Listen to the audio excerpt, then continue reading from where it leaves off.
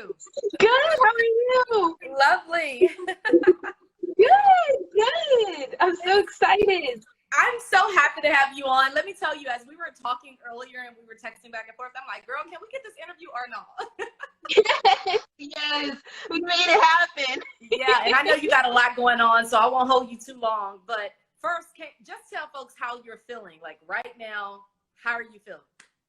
I don't even think excited is an understatement, but I don't have a better word. I am so excited to be graduating on the 13th. I am excited to be here with you. I'm excited for all this press. It's the best word I have. All right, excited is good with me. And you know what? I was going back through our DMs and I saw that I have an invite to the graduation. So Yes, you do. To make some things happen. I'm just tossing it out there. So yes, you do. You know, one of the questions that, well, let's backtrack. You're a genius, and I'm going to just toss that out there. But so are your other two siblings. Can you talk about them a little bit? Because we're going to tell all of your story. But y'all are all doing great things. Yes, absolutely. My brother, his name is Ian. He is 16 and going into his second year of his master's program at Tarleton. He's getting his MBA. So very proud of him. And my sister is 14 and going into her second year of college at Texas Women's University, which was the school I went to. So of course I'm proud of her. And they are both doing the thing. I am very happy to see them growing into their best selves. And we're so happy for you. One of the things I wanted to focus on is there was a situation that you had with the Gifted and Talented program and being a part of it. Can you tell folks how back in the day, like maybe some things wouldn't have transpired if, you know, your family had said, you know what, we're going to homeschool her. So tell folks about that. Yes, absolutely. So there were several instances of racism in the school system that I was in. We would be on the topic of slavery, and I'm sure you can imagine where this is already going. There would be other students in the class who looked over to me and were like, if we lived back in that day, I would own you. And as a little, like 10-year-old girl, what do you say? Like, yes. Like, right. I don't know what, obviously it's a terrible situation. The teacher just let that happen. They had a play on the War of Northern Aggression, and I was the only Black girl in the class. So naturally, I guess, I was the mulatto slave girl in the play. So wonderful decision in that. I don't even know why they were doing a play on that topic. That's only ends in disaster. But they really made a terrible decision in that. My dad got animated and was like, absolutely not. She's not doing that. And so I went to they switched my family because I was in a Southern family as the mulatto slave girl. And so they switched me to the Northern family and I was the abolitionist. So better, I guess. Girl, what? So I know. You feel like these are stories you hear in some sort of like comedy show or something. So it was definitely something else. That environment was, and it wasn't healthy. Just student-wise, day-to-day interaction, the way that the teachers would treat me, just always those microaggressions. And then so what pushed everything over the edge and what had my mom pull me out and homeschool me was when my teacher basically said that I was too dumb to move on to the next grade and that I need to be held back because of how I did on the pre-STAR or the pre-tax or whatever it was. And so my mom asked that I get tested for the Gifted and Talented program because she's like, it's not that she's dumb, she's just not being challenged, she's just not engaged in the material. And the teacher was like, no, I promise you that's not it. And so my mom was like, okay. So she went to the principal, the school, and asked if I could be tested for the Gifted and Talented. They said, no, we only test kids in kindergarten. I was born in Los Angeles. We didn't move here until I was in second grade. We don't have a time machine. So that wasn't an option. But there were other students who were in my same grade who were testing. So again, probably just that racism circling back. Were those other students Black or what? Nope, no, they were not Black. Nope, those other kids were, of course, not of color. And so that was it for my mom and my dad. They were like, there's no way we can do worse than what that was. So they pulled me out, and I was 11 when they pulled me out of public school and started to homeschool me, and I graduated high school at 13. So it was what I needed. Tell people that story. So graduated high school at 13. Tell them when you went to college, yes. initially, and then tell them law school. Take us through that. Yes, absolutely. So I was pulled out of public school at 11 years old. I graduated high school at 13. I did my undergraduate degree in a total of 3 years. The first year was done at my local community college, and then the last 2 years were done at Texas Holdings University in Denton, Texas. And then I graduated with my Bachelor's of Science in Education when I was 16. And then I went to SMU Devon School of Law in Dallas, Texas for 3 years, and I graduated May 13th. So that's the outline. Girl, congratulations again. Folks are just sending you kudos in the comments, and please continue to shower her with the love and all of the support that she needs, because, you know, this is only the beginning. You know, and she's obviously dealt with adversity before, and thank goodness for your mom and dad who was like, nope, like, we got you. Like, we gonna pull you out of school, and we're still gonna make this happen. So kudos to them. And all the amazing hard work that they've had to do up until this point. Because I know homeschooling, it's not the easiest thing to do all the time. Nope. So Nope. Oh, just kudos to them and everything that they've done. One of the questions that I received, Haley, from someone in the comments, and someone I was actually on the phone with earlier and telling them that I would have this interview with you, they say, you know, do you feel like as a young woman, as a child, that you actually get to be, because I still think of you as a child because you're young. I know you're a woman, but you're young. Do you feel like you've been able to enjoy being a child, or are you going to be able to do that in your 20s? A lot of us have to like work and try to get through school and all of that. You got all of that out of the way. So tell me about that. How has that been for you? Absolutely. So I definitely think that I had a normal childhood. Oftentimes this goes hand in hand with like, what about your socialization? All throughout my academic just journey, I've always been the youngest by far of my peers. So the question is always asked, what about same age socialization? And my mom did a fantastic job making sure that my brother, sister, and I got same age socialization, because of course that was a question she had herself. And so she would put us in a bunch of community activities. We did choir, I did fencing, speech and debate, different summer camps, piano, harp, basketball. The list goes on and on and on and on. And so we definitely had that same age exposure. I did all those kid activities. We went on trips, you know, I've been out of the country. I've done a lot of like, you know, just play with dolls, play video games, of course, all the normal day-to-day free time things. I have hobbies and things that I like to do. So I think when it comes to the socialization and childhood like elements of my life, it's been very, very on track, very normal. I appreciate the like socialization aspect that my educational journey has provided me. I think it's given me something that I would not have gotten in public school or down a traditional route of understanding that the real world is not always going to be the oldest is in charge. You know, sometimes I'll have subordinates who are younger than me, and sometimes I will have subordinates who are older than me, and vice versa. And I'll have people who are older than me who are my boss. And it's not guaranteed that it's going to be the oldest is the hierarchy, the teacher, and then people your age are peers, and people who are younger than you are behind you. And so I really appreciate that element of socialization. So I think that I've really gotten a way more multifaceted and in-depth socialization than what I even would have been given. So I think it's even better, honestly, than what I would have gotten. Wow. How were you treated? A question we just got in from Angela. How were you treated by your peers in college? Absolutely. In college, they didn't know that I was that young. And when they did find out, so when they didn't know, obviously it was just nothing special, nothing different. And when they did find out, they were really impressed. They would ask questions like, wait, how old are you? I always thought you looked young, but not 13. Like, how did you do it? How did you get here? What in the world? And then after all was said and done, we would get back to our group projects. So there really wasn't, there really wasn't any like mistreatment. I've never faced like blatant to my face, like you shouldn't be here or something. Of course, you always have haters on the internet, but you know, I've never been in a classroom where it's like, you know, I don't want to be in a project with that child or something. Like, never been put down for my age by my peers. So I've never been. When they do know, it's great. When they don't know, it's normal. So I've had a good experience. That's good to hear. Somebody else asked, what about in law school? Let me answer this question though. Nikki, 1920 Nikki said, how old is Miss Haley? Miss Haley is 19 years old.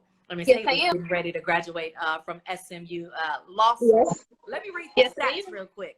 Haley Taylor Schlitz is also the youngest Black woman to ever graduate law school in the United States of America. Okay, let that sink in. Okay, so she is making history this Friday. She's also the youngest at SMU to graduate from their law school as well, right? Yes, yes, I am. That's wild. And that's just youngest, period. Not youngest woman, not youngest black, just Mm-hmm. youngest. Yep. Yep. Yes, ma'am. Wow, that is so wild.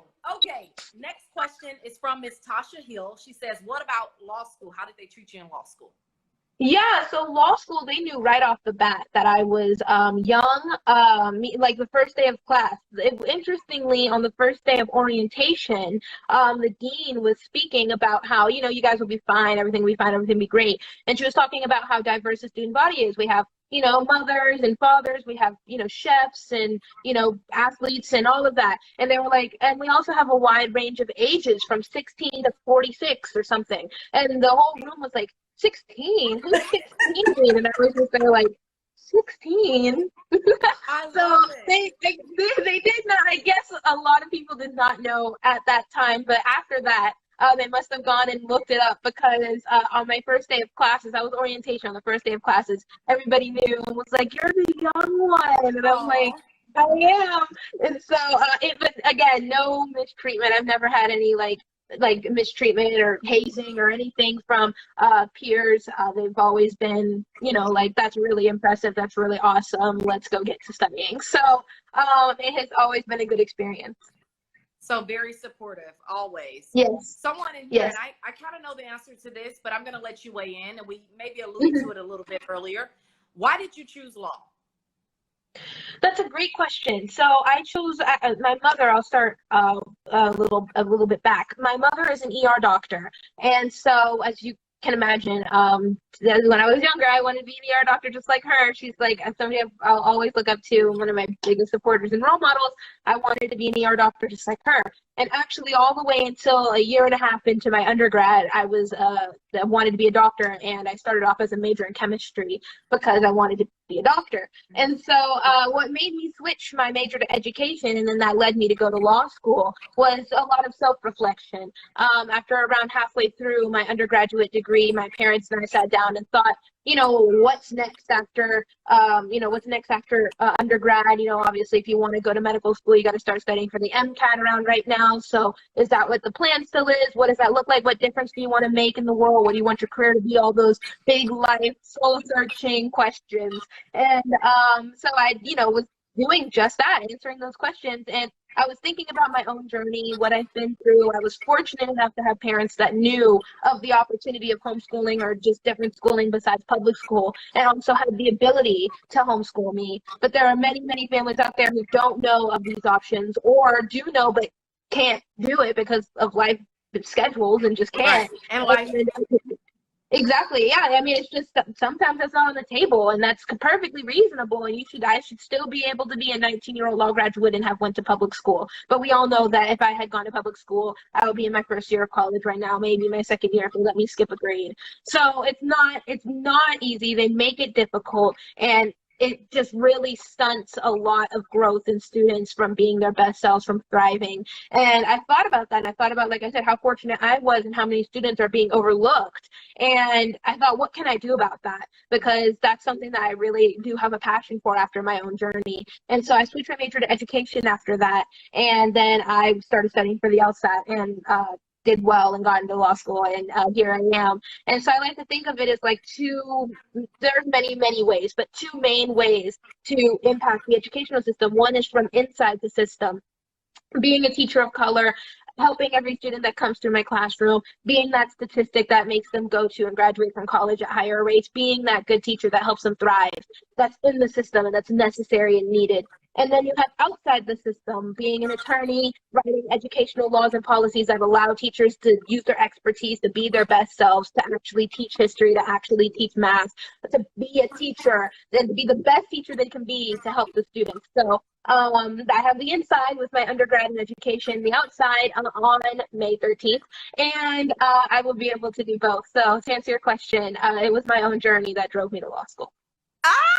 Haley, I'm just over here cheesing from ear to ear, okay? I'm just so proud and so happy and just so thankful that we could have this conversation. And I just know you're going to do amazing things. For the folks who are just joining us and wondering, who do we have on here? I know you've heard the story, but maybe you haven't seen the face to go along with the name. This is Haley Taylor Schlitz. I always screw that up. I'm working on it. The youngest Black woman to ever graduate from law school in the United States. All right. She's also going to be the youngest from her law school, period. Okay. Black, white, whatever other color you want to throw in there. The youngest, period. Okay. To graduate from SMU right here in Dallas, Texas. So that is just amazing. And again, Haley, we're just so proud of you. I do have a question that came in through the question section here. I just clicked on it. I don't know what happened. Do you see it? Oh, I see. Okay, what are your aspirations? What do you enjoy doing? I think you kind of answered that. Did you have anything else that you want to mention about it? I mean, I want to go into educational policy. So I want to be able to, I feel called to teaching. So at some point I want to teach K through 12, but I also want to write educational policies. I can work with an elected official, be an elected official, work for a nonprofit, work for a school district, a lot of different avenues of going into educational policy in the legal field. So that's what I want to do. When it comes to like immediately, like, after graduation and studying for the bar. The bar is July 26th and 27th, and studying starts the Monday after graduation. Oh so that is the immediate future. But careers after that is still being decided. It kind of depends on where I want to be. I have job offers in Los Angeles, some in Austin, some here in DFW, some in Washington, D.C. So it depends on where I want to be, what life looks like. So, yeah. Haley, are we trying to get double barred or what? I mean, that would be on the table. I wouldn't be against it. I just, I guess one thing at a time when it comes to bar prep, because that is, I feel like a whole beast in of itself. Talking about one thing at a time. The person who's like way up yonder, way up here, talking about one thing at a time. Miss Ma'am, if you want to be double barred, you would. I was going to ask you too, because now you're saying immediately after graduation, come Monday, you about to be back in the books, doing your thing, getting ready for the bar. Yes. When are you going to stop and celebrate what you have accomplished? You have accomplished a lot, baby girl. When are you going to get to a point where you can celebrate it, even if it's just for a couple of weeks, a month? I don't know. Yes. Yes, so graduation weekend starts, like graduation celebrations start on Thursday. SMU's having a bunch of different events that you can bring your family to, so there's that celebration. Pudding ceremonies on Friday, so there's that celebration. Saturday is the all-school graduation, so undergrad, business school. Everybody who's graduating will be there on Saturday. I'll be at that. We're having a graduation party on Sunday, and I obviously will be there for that. I am a Sigma Gamma Rho, and the legacy of my mom. And it's centennial this year in July, and that is a whole week off from bar prep that I will be counting the days down for it. And I will be celebrating at that point as well with all my sorors. So shout out to any sorors watching. I cannot wait to see you. So definitely a lot of exciting things coming up. Okay, I'm proud of you. I'm happy for you. How long do we have? Do we have until 3 o'clock? Is that when your next situation is? Yeah. Okay, we got a few more minutes, and then I'm gonna let you get out of here. I'm just trying to think, is there anything that you would say to other young people? We see what we're dealing with in the educational system. By the way, I didn't lose sight or miss what you mentioned earlier about, if you were able to get into the schools and actually teach history. I hope you mean teach all history.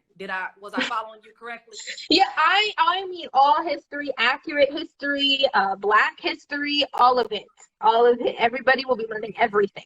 Exactly. Yes, I just making sure I caught on to it. Yes, ma'am. What advice do you have for other young folks who may be looking up to you, wondering, man, how can I do something like that? Or really just the importance of going after your goals, whatever that means. Yeah, absolutely. And so anytime anybody's listening to me, I like to emphasize this like quote, I guess, of that you don't find your path, you make it. And that's something that I really, really like to emphasize to anybody who's listening. It's not that you'll be walking down the street of life and you'll come across a shell of yourself that you'll like climb into, and now you found yourself. You're not going to find a golden paved road with your name and lights, and you're going to walk down it and have all the success you ever dreamed of. That's not how that works. And I think we know that, but to really understand it and act on taking control of your life path is key. And I hope that my story just serves as an inspiration. Of course, any student who watches this, any parent, any teacher, anybody in between and outside of that, anybody who's watching this, I just want to emphasize that you're are thriving in your best self is not going to look like a 19-year-old law graduate necessarily. My brother is thriving in his best self, and he's 16 in his MBA. My sister's thriving. I know so many, Elliot Taylor, Noel Jett, they're thriving. They graduated early, physics, education. They are doing their own thing. They're doing the thing, and it looks different from what I'm doing, obviously, because we're different people. And so I'm just hoping that my story serves as an inspiration for you guys to take life by the reins and make your path, whatever your path looks like. And if that looks like going to law school early, that's great. But if it looks like going to law school later in life, my Aunt Lakia is here for my graduation party, and she went to law school when she was in her 30s, and she is her best self. And she has been a mentor and an inspiration to me. And it really is just, what does your best life look like? What are your, like, set your own success, set your own goals. Don't let other people tell you no, eat no for breakfast, you know, like, define how you succeed, you know, don't let the ABC letter system make you think less of yourself. Really, all of that good stuff is what I want to emphasize to anybody who's listening, you know. Don't try to make yourself fit into a cookie dough cutter when you're not even cookie dough. So really just work hard. That's showing out, Haley. You are showing out. That's what I want to emphasize to anybody who listens to you. I love every bit of what you just said, and I'm so happy you mentioned all the different age groups, because we did have someone that commented when I mentioned, hey, what advice do you have for young people? It was like, hey, it's some old folks in here listening in too, the older generation. So, man, I appreciate you big time. What I want to show people real quick, because we got about 6 minutes left, is I want to show them a snippet of the video that we had with your family, so that they can know, like, y'all are doing it. So Instagram appears to not allow me to just share it from this phone, so I'm going to play it on my other phone so y'all can see it, and hopefully you can hear it just fine. The oldest on the piano. Yeah, I pretty much self-taught. The middle on the computer. And the youngest in the kitchen. Thank you.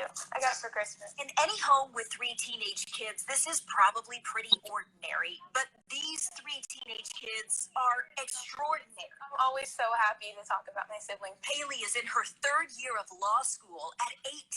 People, they hear about my story and they're like, oh, wow, you must be a genius. And I'm like, but I actually have a little brother. Ian is starting his MBA at 15. And then I have a little sister. Hannah is a college sophomore at 13. They're like, wow, so it's just like a family thing. I'm like, Sometimes I'm like, look around like, how did this happen? When Dad William Schlitz and Mom Maisha Taylor ask themselves that question, they think back to a conversation with 5-year-old Haley about her kindergarten teacher. She's like, well, she seems okay in class, but I don't know her personal life. Who knows what she's like when I'm not around? I'm like, but you're 5, so.